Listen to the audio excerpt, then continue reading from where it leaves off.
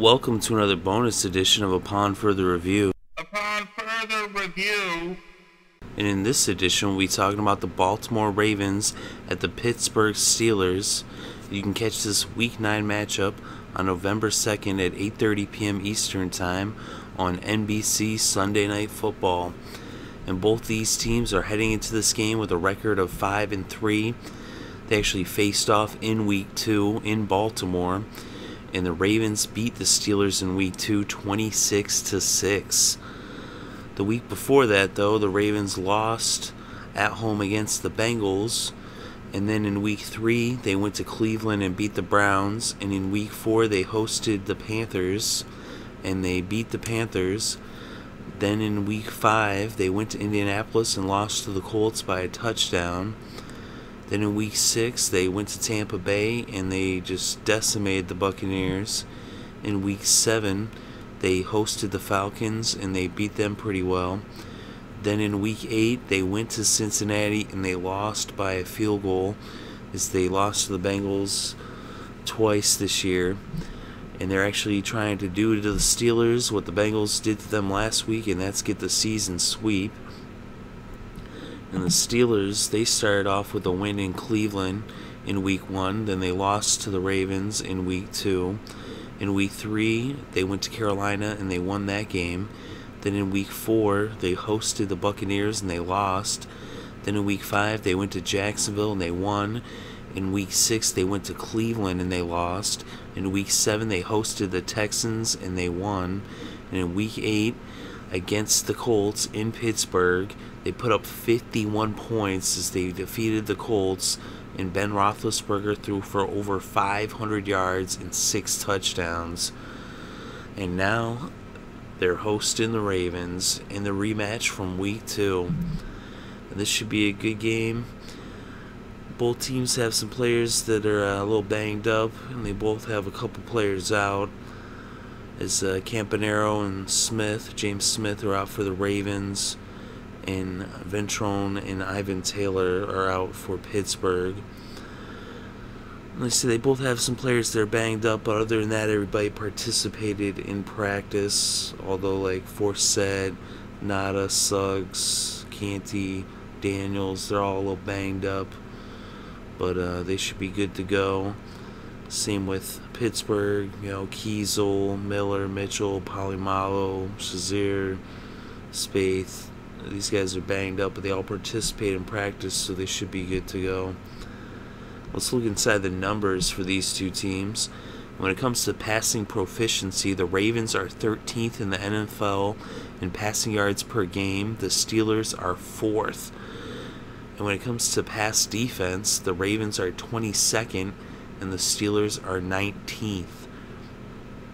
So you got to give the edge to the Steelers when it comes to the passing game.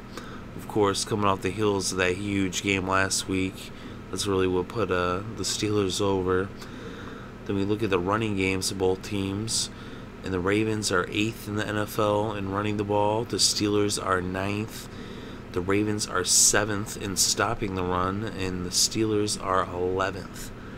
So the edge goes to the Ravens when it comes to running the ball, although both teams are very capable of picking up yards on the ground, and they both have multiple running backs in their backfield that can pick up yards. The Ravens, though, have a better run defense, and the Steelers can stop the run too, so it's going to be interesting to see how things develop in the trenches. Now let's look at points for and against. The Ravens are 7th in the league in putting points up per game, and the Steelers are 9th. But when it comes to defense and points allowed, the Ravens are 2nd in points given up per game, and the Steelers are 21st. So the advantage there goes to the Ravens.